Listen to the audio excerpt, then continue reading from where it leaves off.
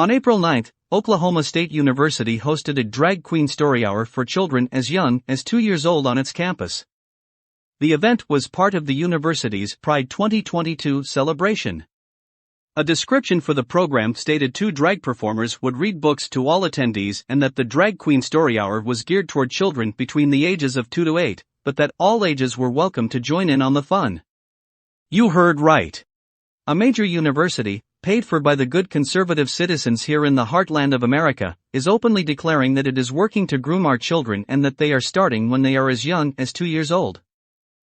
This nonsense is pervasive across our nation. What happens in Vegas doesn't stay in Vegas. If it's happening in Oklahoma, it is happening in your own backyard. You've been told before of the Chicago Public School District, where they now provide prophylactics to all 5th graders throughout the city's school system because they want to make condoms available to students when they think they need them.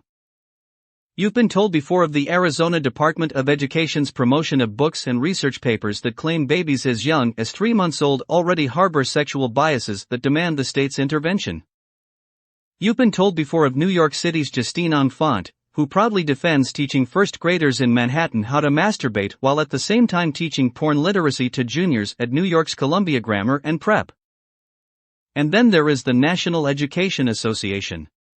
You've been told before of this organization's official declaration at its last annual conference, where its members voted to codify the following: we resolve to develop a study to critique cis-heteropatriarchy. In other words, the NEA is telling you straight up that they will be teaching your children that 2-parent families, traditional morality and heterosexual fidelity should be dismantled and replaced by their neo-Marxist sexual nihilism. You've been told before of Bartlesville Public Schools in Bartlesville, Oklahoma, where they now openly promote Toni Morrison's book, The Bluest Eye, which includes a full-page salacious description of a father raping his daughter. You have been repeatedly told of all of this. You've also been told of last summer's production of the San Francisco Gay Men's Choir, where they sang over and over and over again, "We'll convert your children." It happens bit by bit, quietly and subtly, and you will barely notice it. We'll convert your children. Yes, we will. There's really no escaping it. We'll convert your children. We're coming for them. We're coming for your children. We're coming for your children. We'll convert your children. The bottom line is this: your public schools are grooming your children. This is just a fact. They admit it. They are doing it openly and without apology, and they are starting before your children can even recite their ABCs. This is not a QAnon conspiracy, nor is it the moral panic of homophobic conservatives who are just freaking out. This garbage is real. It is simply and clearly a fact. But there's more. Not only are your local schools abusing your sons' and daughters' hearts, minds and souls, but they are also abusing their bodies.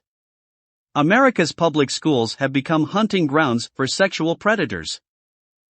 Chris Rufo reported the following: the most comprehensive analysis concerning sexual abuse in America's public schools, published by the U.S. Department of Education, estimates that nearly 10% of K-12 students have been victims of sexual misconduct by a public school employee. In case you missed it, Mr. Rufo just shined a light on the ugly fact that our own government is admitting our public schools are sexually abusing 10% of your children. That's more than 4.5 million children nationwide. In 2014, the Government Accountability Office published a report warning of all this. They said that public school employees were grooming students with the intent to perpetrate future sexual abuse or misconduct. That misconduct includes grooming and chemically castrating your child to validate their woke agenda.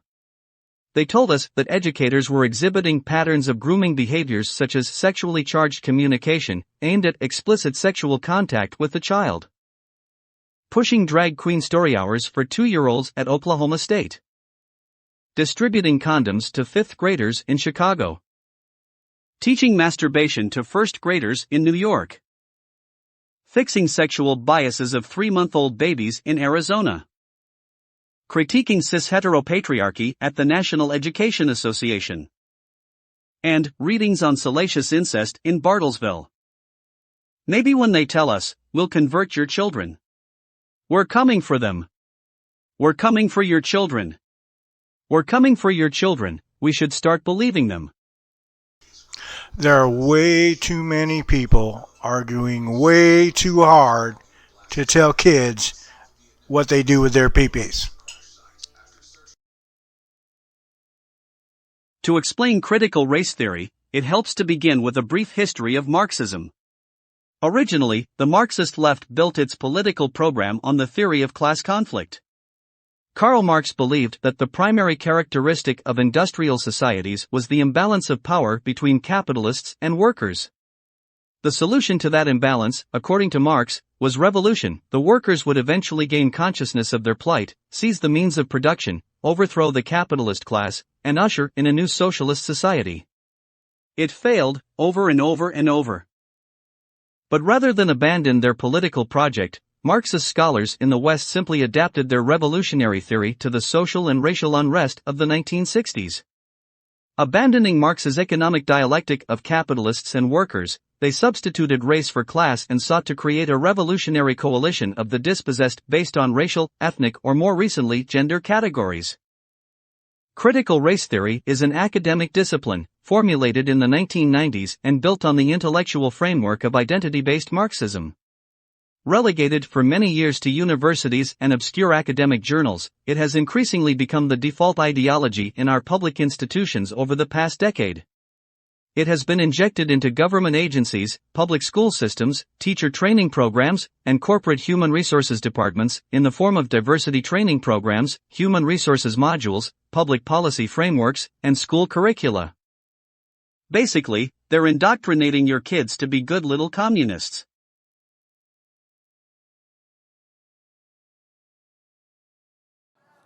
So, I want to first start out by saying one thing. Any of the teachers that are here, our beef is not with you. Our beef is with you.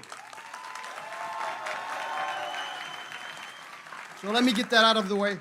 Now, last month, I came to the board meeting for the first time in my life. And we read some of the material that was in these so-called books. The Great Sex App Debate. There's actual reviews about Grindr, saying how good it is. I have used Grindr. The advantages are you can get what you want quickly. This is from the book. I've met a variety of interesting people through sex apps. They're predominantly used for sex though. They're sold to us as social networking apps, but we all know what they're really for. I don't have a problem with that aspect of it. If people want casual sex, then something like Grindr is a must. And we read that to you last month. And you looked at us like we were some kind of crazy people speaking to you, like almost like we had nothing to like we had nothing to say. Now, does anybody need a college education or a PhD to know that this book is not appropriate for kids?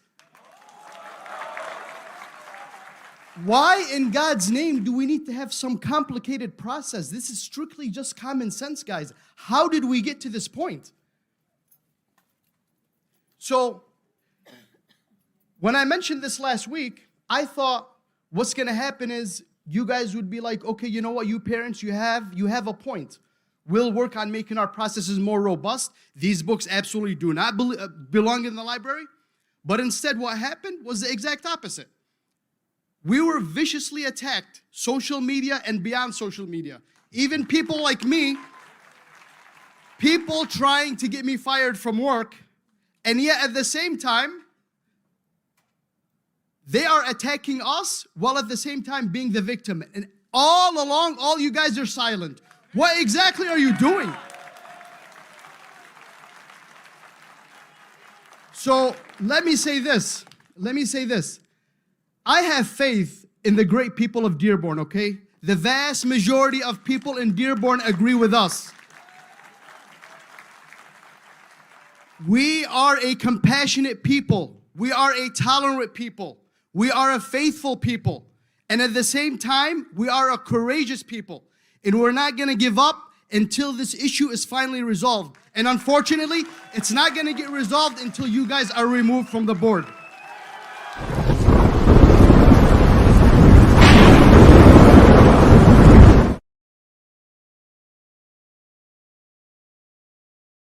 You know you're in a cult if 1. You believe you are what your imagination says you are. Delusional, characterized by or holding false beliefs or judgments about external reality that are held despite incontrovertible evidence to the contrary, typically as a symptom of a mental condition. You know you're in a cult if 6. You believe reality isn't real. Delusional, characterized by or holding false beliefs or judgments about external reality that are held despite incontrovertible evidence to the contrary, typically as a symptom of a mental condition. You know you're in a cult if 10. Thanks to Jamie Lee Curtis, who didn't know how many Oscars she'd won, them can't count. You know you're in a cult if 11. You will cry in protest to take a real black woman off a syrup bottle and a Quaker off a box of oats named Quaker Oats, only to put a fake white woman on a beer can. All while saying, I can't believe they're so upset over a beer can.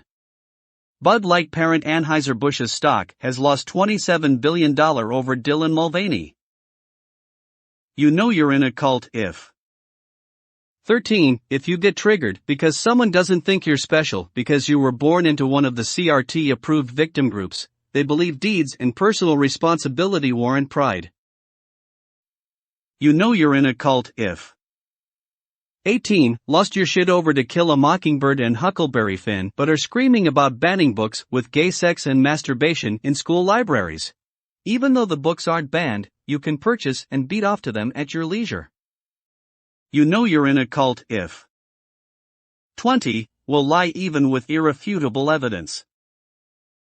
You know you're in a cult if 21. Being so filled with hate, you will groom, mutilate, and murder your own children, all while calling your opposition fascists. You know you're in a cult if 22. Believes that out of 7 billion people on the planet, white, straight, males are somehow oppressing everyone else. You know you're in a cult if 23. Will lose your shit when someone points out that you're not oppressed, you're just stupid. You know you're in a cult if 25. Will refer to a biology book as right-wing propaganda. You know you're in a cult if 26. Will lose your shit if someone actually uses proper English instead of your made-up pronouns. You know you're in a cult if 32. Are the same people who say you can't indoctrinate kids to be gay with a book or a drag show, but continually accuse the church of doing that very thing. Although religion isn't taught in schools, and you're not forced to go to church. You know you're in a cult if 33. When someone is simply talking science and common sense, you will try to bring religion into it. Well, you know the church. Well then, don't go to church. It's not against the law. Not going to school is. You know you're in a cult if 34. Will use unrelated behavior to justify their sick, grooming behavior. You know you're in a cult if 38. You resort to insults as you can't handle the truth. Delusional, characterized by or holding false beliefs or judgments about external reality that are held despite incontrovertible evidence to the contrary, typically as a symptom of a mental condition. Patients with schizophrenia may show dysfunctional impulsivity and impulsive aggression. You know you're in a cult if 39. Will lose your shit when someone says you're in a woke cult, and to prove you're not, you do the things on this list over and over and over. You know you're in a cult if 40. Will accuse your opposition of that which you are guilty. You know you're in a cult if 46. Consider chemically castrating a pedophile horrible and inhumane, but chemically castrating a child just dandy.